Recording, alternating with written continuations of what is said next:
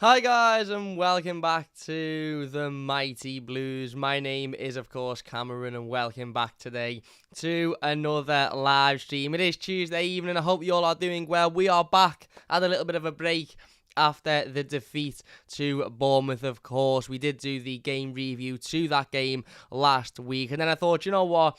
I'm going to have a few days where I just, take a little bit of a break, step away from Everton, try not to think about Everton an awful lot because the last couple of weeks have been extremely difficult, obviously before the World Cup break. Refresh myself a little bit, recharge the batteries, get some creative motivation back and then go again. I did say that the content will be flowing throughout this World Cup break and it absolutely will be, mark my words. However, I just thought I'd take a little bit of a break after that Bournemouth game because Everton were doing me head in a little bit, and I think it's fair to say Everton were probably doing all of our heads in, weren't they? It wasn't just me. I think we were all sort of sick of the sight of seeing Everton losing games of football that we probably shouldn't have been losing, and I think we can all agree that this World Cup break has come at a quite a good time for us Evertonians in terms of needing a breakaway from the football club. We are back today with another news live stream. I'm going to talk about the latest Everton news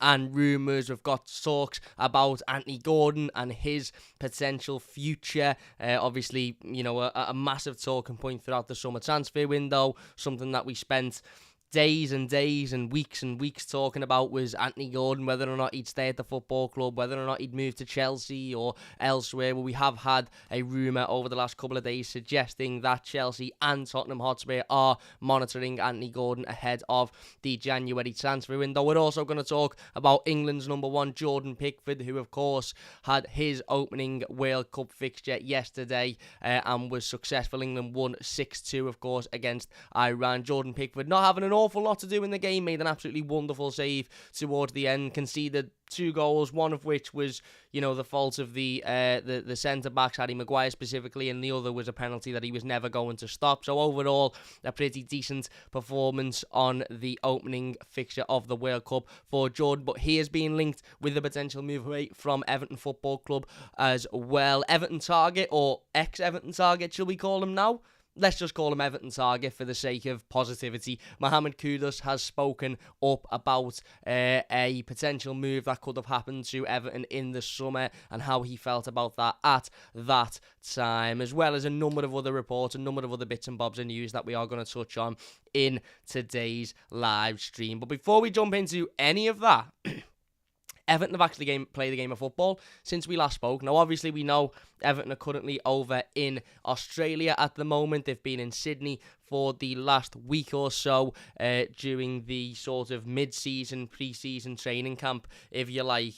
Warm weather training, an opportunity for the majority of the squad. Obviously, there's a number of players, a couple of players, Garner, Onana, Cody and Jordan Pickford, who have gone to the World Cup. But other than that, the rest of the squad, of course, has stayed behind, and the majority of them have travelled to Australia in order to undergo this weird sort of mid-season, pre-season that is going on currently. And Everton actually played their first game of this mid-season, pre-season last weekend. It was Saturday night, Sunday morning at about 5:45 in the morning, and it was a goalless draw against Celtic. Now, if you want me to answer honestly, if you're going to ask me did I stay up and watch it, absolutely not. I had Matthew, who I'm sure a lot of you will know as Ned, having me on a night out in his hometown, which was absolutely horrific, will never happen again, and was one of the worst things we ever decided to do. And given that, by the time we'd got home, we were absolutely shattered, went to bed, and woke up to see that Everton had once again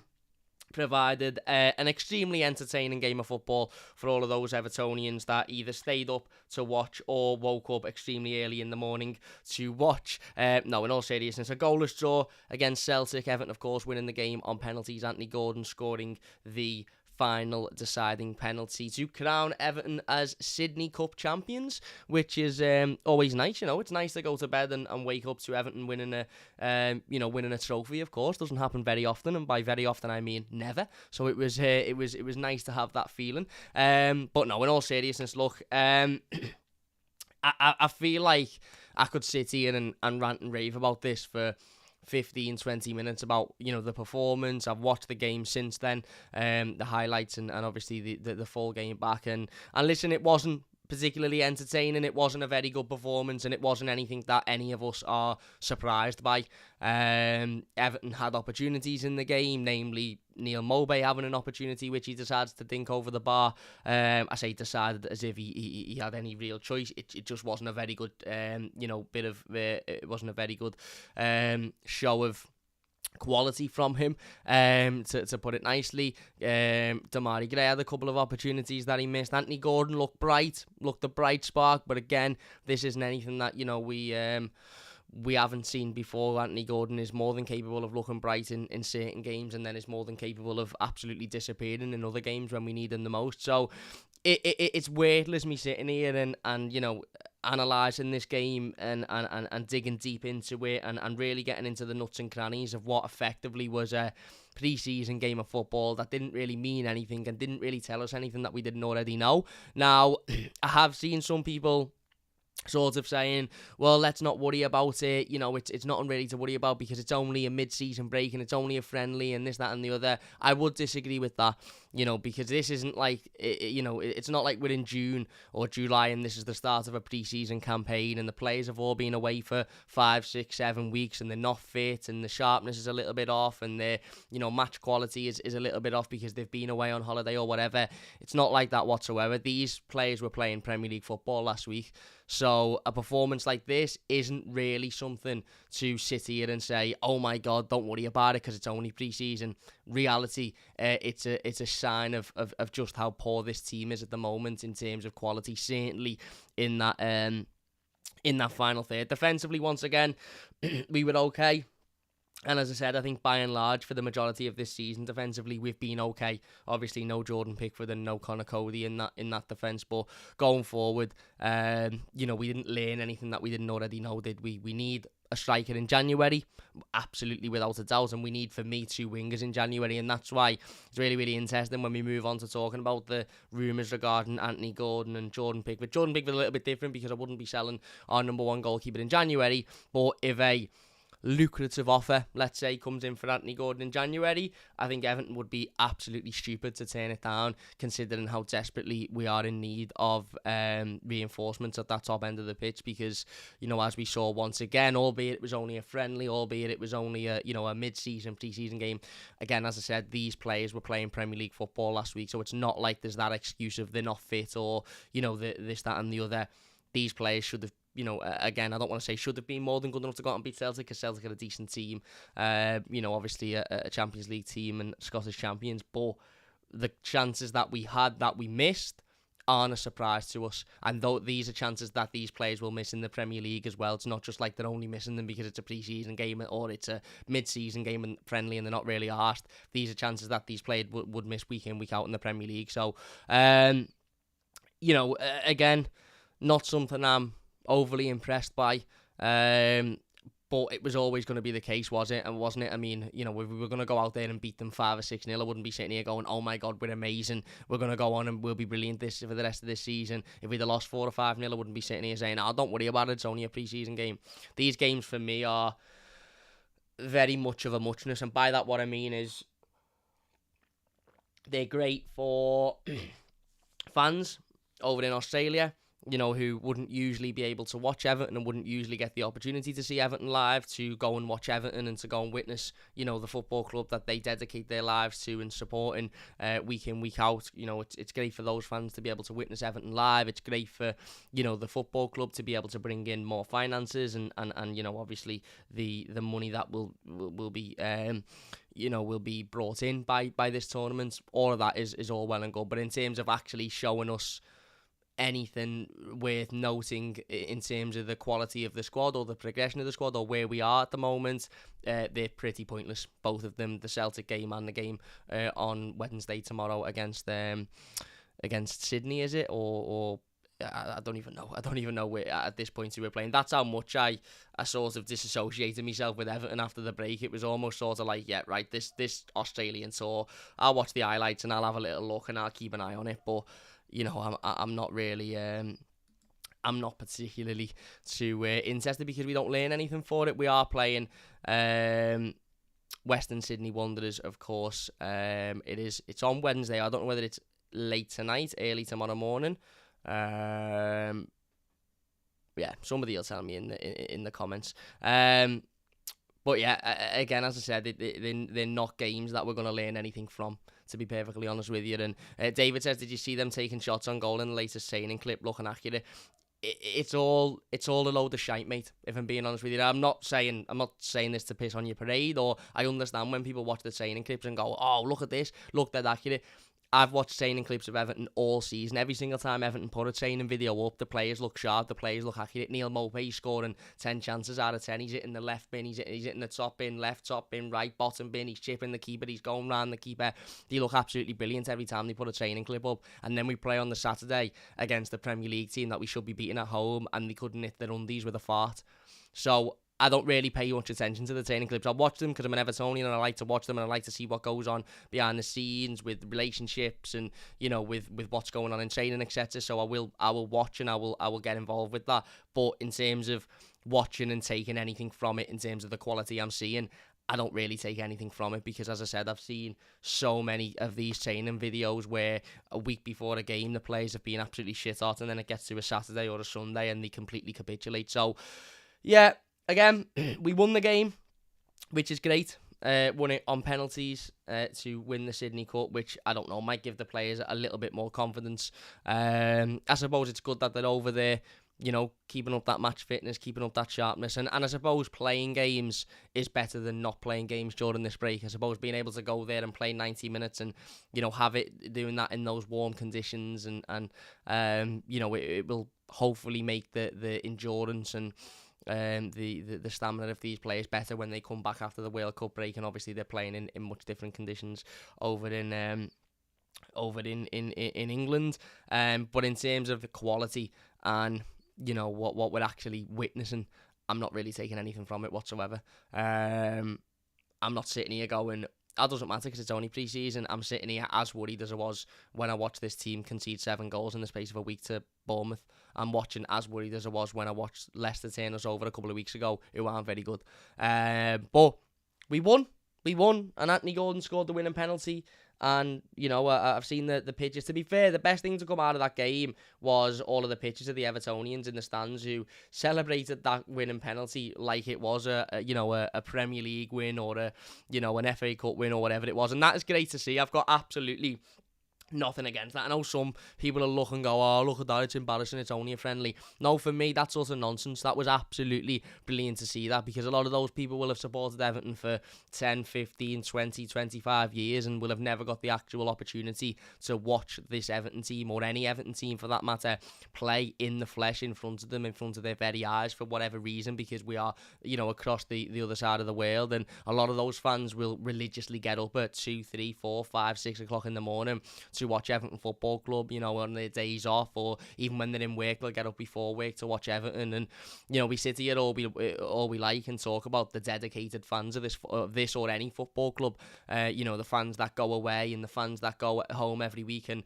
you know, I spoke a lot about the Bournemouth game and how, you know, those fans that travel to Bournemouth twice in 1 week to watch us concede 7 goals are amongst some of the most dedicated on the planet. Well, so are those fans that live in Australia that get up at ridiculous times in the morning to watch us go and lose to Bournemouth twice in a week, or to watch us lose at home to a team that we should be comfortably beating. So that was absolutely brilliant to see those fans enjoying themselves and getting that moment and jumping up and down. And it was real passion. It was real energy. You could see in the pitches. It wasn't fake. It wasn't manufactured. It wasn't, oh, there's a camera there, so I'm going to jump up and down. You could see the passion on the faces of those fans who've just watched their football club. Many of them will have watched for the first time live.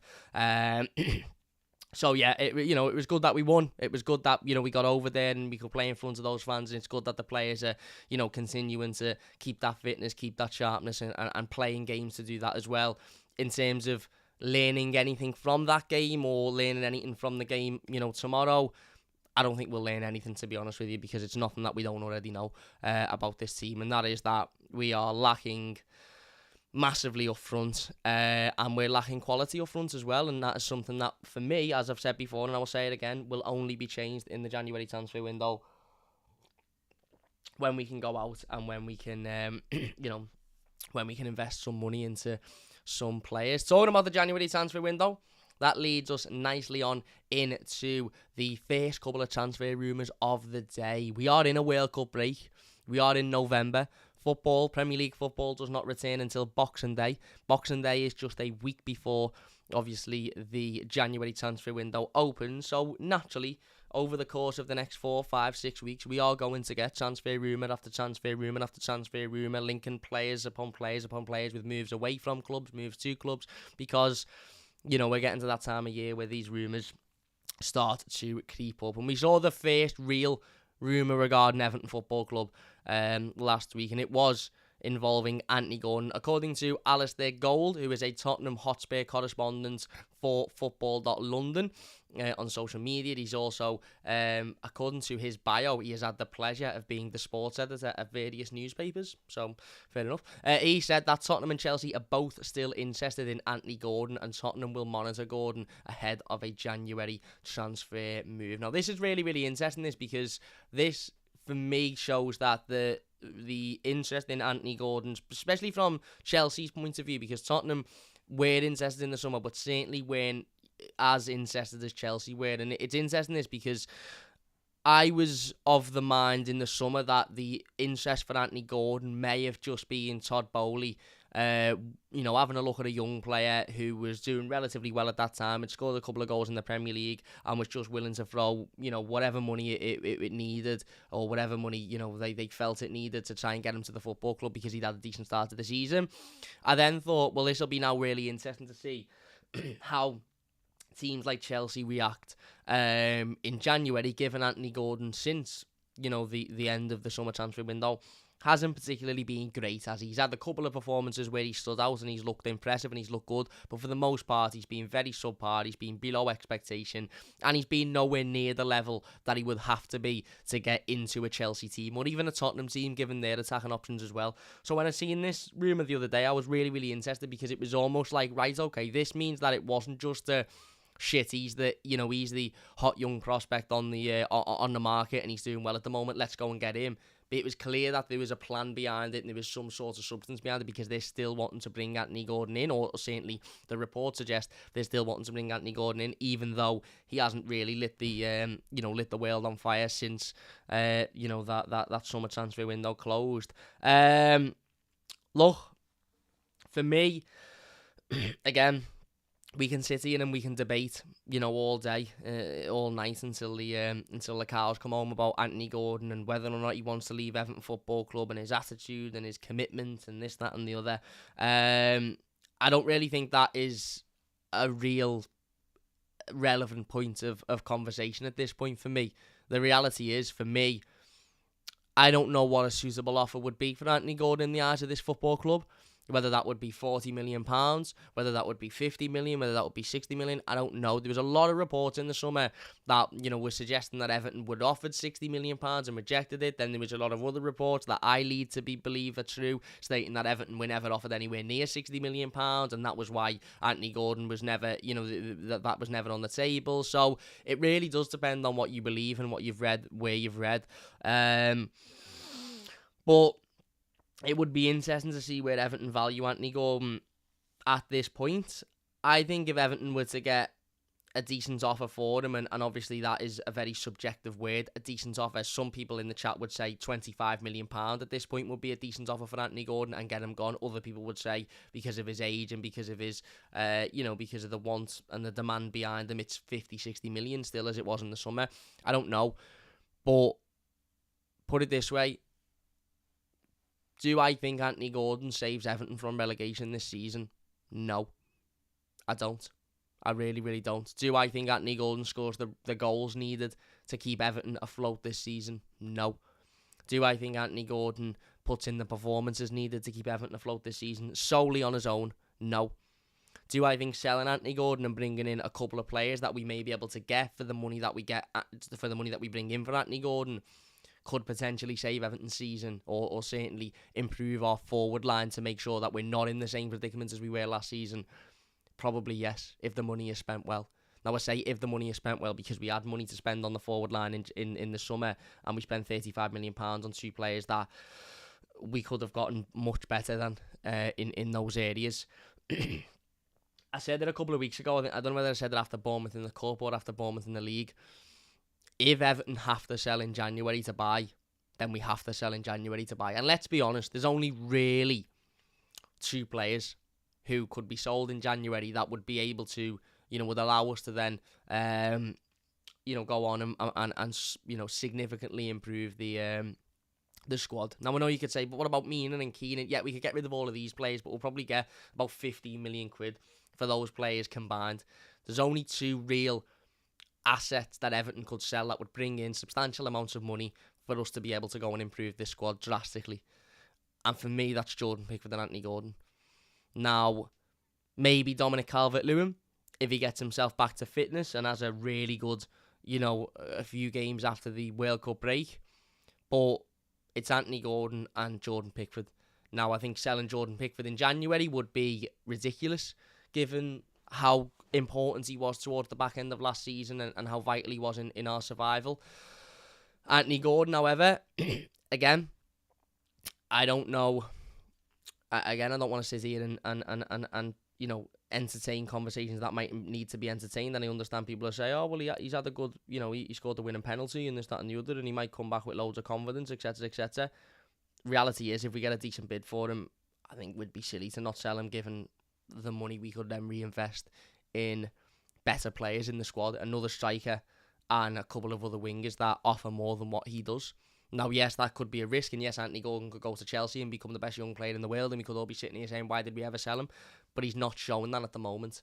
Now, whether or not this is concrete interest, or whether this is not, whether or not this is just Chelsea and Tottenham keeping tabs on a young player, because they've got a number of players they want to bring in January, and Anthony Gordon is one of them, I don't know. But it is certainly interesting that those reports and those conversations and those rumours are starting to keep up again. Another one along the same topic is about Jordan Pickford, and this is coming from Fabrizio Romano, who on a recent podcast stated that, talking about Jordan Pickford, said he is one of the goalkeepers Chelsea are monitoring at the moment. Not the only one, but nothing is advanced or concrete yet. Now, clear that Chelsea are after a new goalkeeper. Clear that Jordan Pickford is on that list of potential goalkeepers to sign for Chelsea, or that Chelsea would be interested in signing. This isn't a surprise either. I don't think Everton would be silly enough to sell Jordan Pickford in January. Now, listen, again, it's all very relative. And if Chelsea come in with a £100 million bid for Jordan Pickford in January, I think Everton would sell him. Now, I'm not saying that that's going to happen, I'm not saying that that's the case, but let's say Jordan has a great tournament in the World Cup, England win the World Cup, and Chelsea come in with 100 million. That money could then bring in a decent goalkeeper for, 20 million quid, and then bring in £80 million worth of attacking players who could really, transform this season. Again, that is an extreme exaggeration of something that will probably never happen but could happen. I think selling Jordan Pickford in January would be a massive, massive risk. As I said, unless the money and unless the offer on the table was just astronomical and was one that Everton couldn't afford to turn down, and that would have to be astronomical. It really, really would. Is that likely to happen? You never know. You never know with Todd Boehly and Chelsea and the way in which they're spending money at the moment and the way in which they're they're doing their recruitment. You never know. Todd Boehly might have a certain liking to Jordan Pickford. He might think, he's my man and I'm going to do whatever I need to do to get him. You don't know. As I said, again, a very sort of early rumour, and a rumour that very much at the moment, as stated by Fabrizio Romano himself, is just a case of Chelsea seem to be after the new goalkeeper in the next couple of windows, and Jordan Pickford is a name on that list, and that isn't anything I don't think any of us should be particularly worried about. If you don't want to sell Jordan Pickford, and if you're worried about Jordan Pickford leaving Everton, that isn't something we should be worried about, because Jordan Pickford is one of the best goalkeepers in world football. So if teams are after a goalkeeper, certainly Champions League teams or teams that notoriously are fighting at the top of the table, if they're after a goalkeeper, then Jordan Pickford is going to be on every one of those lists because he's one of the best goalkeepers in the world. So it's nothing really to be worried about. It's nothing really to pay too much attention to, but it's interesting that, teams are keeping an eye on Jordan. And as I said, for me, again, it's all relative. Would I be selling Jordan Pickford in January? Not for a fee that would leave Everton short. Not for a fee that would leave Everton thinking we're going to have to replace him, and by the time we replace him, we haven't really got much money to do much with anything else, and we've lost a top-class goalkeeper. But if it was a ridiculous amount of money that Everton would look at and think, you know what, we're not going to be able to turn this down, then that's a completely different situation, isn't it? That's a completely different scenario, and then we'd have to address that then. A couple of people mentioning me hair. Jack says Cam Grealish. Michael says, what's going on with your hair? I find this dead interesting that people sort of pick things out of an appearance and almost sort of obsess on it. All as it is that I need to wash my hair, but I'm going to the gym in about an hour, so I'm not going to wash my hair until I get home from the gym because that would be counterproductive, and my hair was getting in my face, so I've just threw a little Alice band in it to get it out the way. It's not a new style, it's not a new fashion statement, I'm not trying to be Jack Grealish. I just couldn't be arsed with my hair being in my face, and I'm not going to wash it until after the gym, so I just thought, you know what, I'll throw it up, and I didn't think anything of it really, but it turns out that I don't know, maybe people do think anything of it. Does it suit me? Do you like it? Do you not like it? Let me know. So there you go.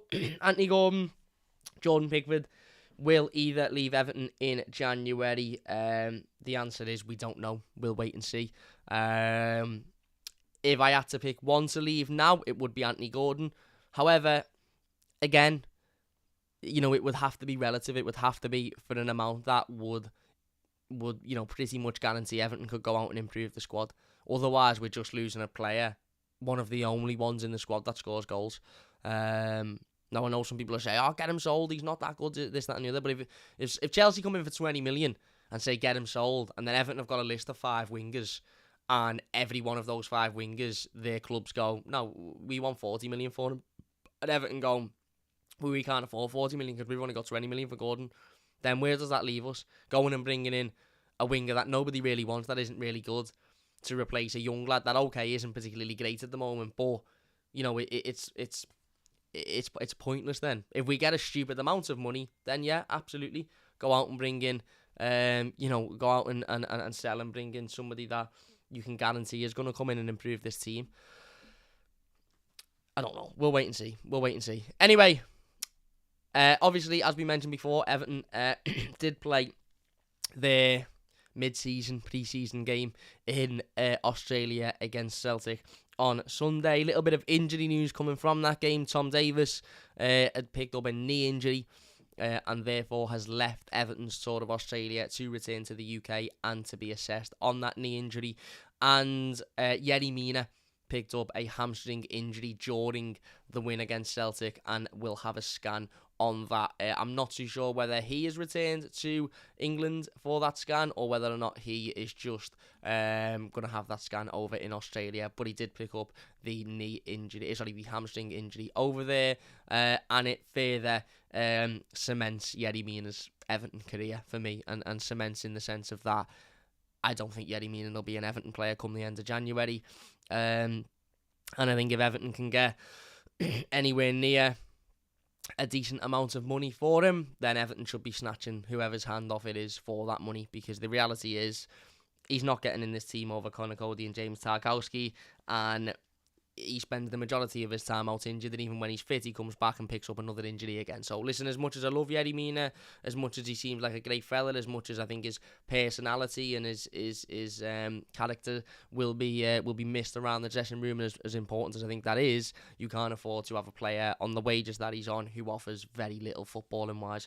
And again, has picked up another injury in a game that I'm not really sure how he's picked up an injury in, because it was 0-0 and nothing really happened, but he has, and that just shows exactly where his career is at. A shame, because it's not his fault and injuries aren't his fault, but it is what it is. It is what it is, isn't it?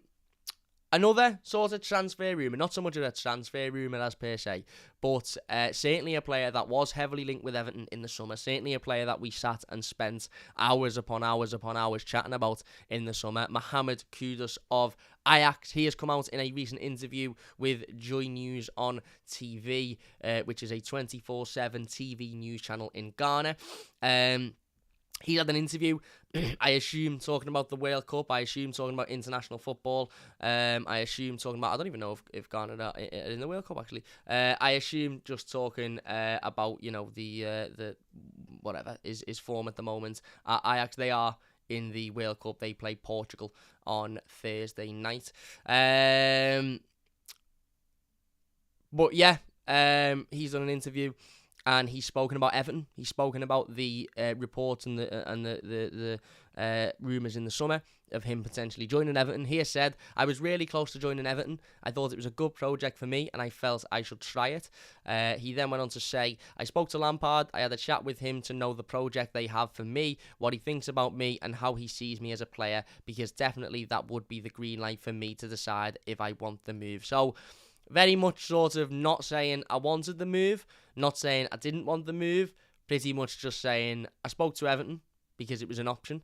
I spoke to Frank Lampard to see what that option was and what that plan was.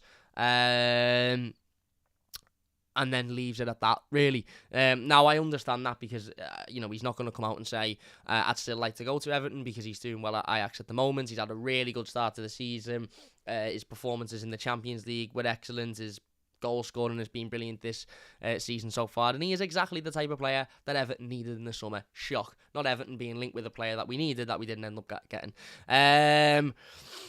Listen, for anybody getting excited about this, I highly doubt Mohamed Kudus will end up an Everton player anytime soon. Maybe when he's 34 and he's got nowhere else to go, and Everton do that typical Everton thing of saying, well, we were linked with him when he was brilliant 20 years ago, so we're now going to go and get him, even though he's not very good now. But the reality is, since that, since those rumours and since those reports, obviously Kudus has got an awful lot more time in the Ajax team. The reason as to why he wanted to leave Ajax in the first place was because he wasn't getting that game time. Ajax didn't want to sell him because they'd just lost Antony to Man United. Because they'd lost Antony to Man United, Mo Kudus ended up getting in the team a little bit more, showed his quality, showed his ability, and now in turn will either stay at Ajax and continue to do that, or will be moved on probably to a Champions League team or somebody of that quality because of how good he's shown he is to be. A missed opportunity for Everton? Yes. Will it be an opportunity that comes around again? I highly doubt it, unless that conversation with Frank Lampard was as mythical and exciting as Conor Cody's conversation with Frank Lampard was in the summer. And by that, what I mean is Conor Cody spoke so passionately about how he had goosebumps talking to Frank Lampard. Maybe if Mohamed Kudus had the same thing, maybe he'll be thinking, well, I want to go to Everton because I like the manager and I like the project. But reality is, he'll probably look now and go, yeah, it was a decent option, but now I'm looking at, I'm looking up here now because I've had a good start to the season. Or he'll say, I'm happy where I am at Ajax because I'm actually playing football. Probably not going to happen. If it does, great, because I think he's a really good player and I think it'd be a fantastic signing for the football club. But as I said, usually when players come out and say things like this, it means that was an option, it didn't happen, and it isn't going to happen now, so I'm looking here.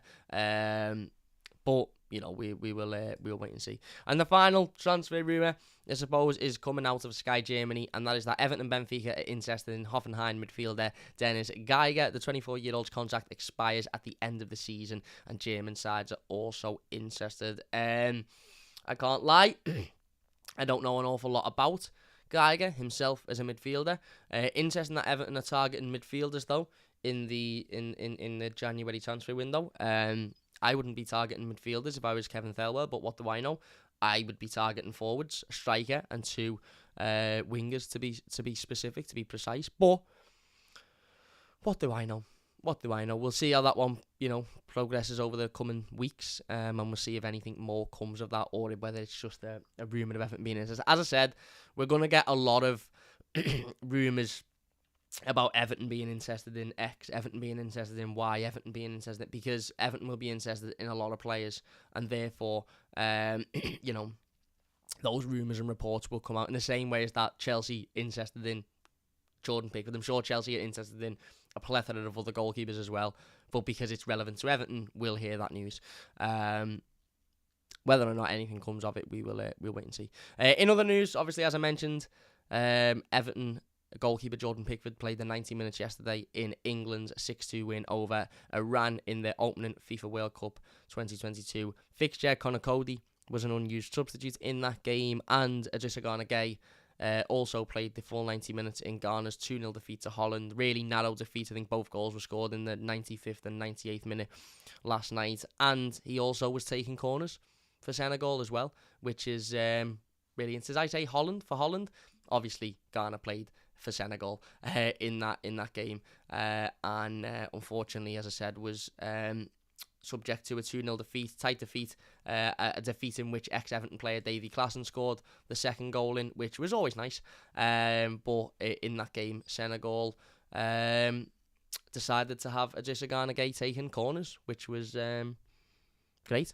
Great. A little bit of news on James Garner as well. I think he's suffered a back injury, and that is why we haven't seen him in Australia or very much in terms of the training footage and stuff. And obviously, he was out of that game against Bournemouth before the break. Hopefully, nothing too serious, and hopefully, we see him back up and running before obviously the Premier League returns on Boxing Day.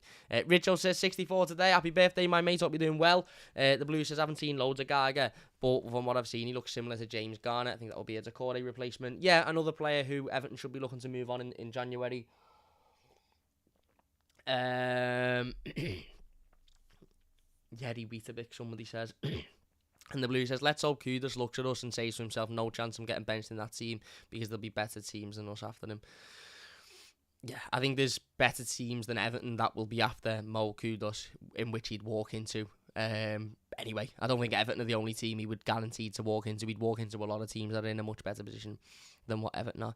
Anyway, I think that's pretty much everything for the moment. We've caught up. We've spoken about the win against Celtic. What an enthralling game of football that was. We've spoken about the rumours about Gordon and Pickford. We've spoken about Mohamed Kudus.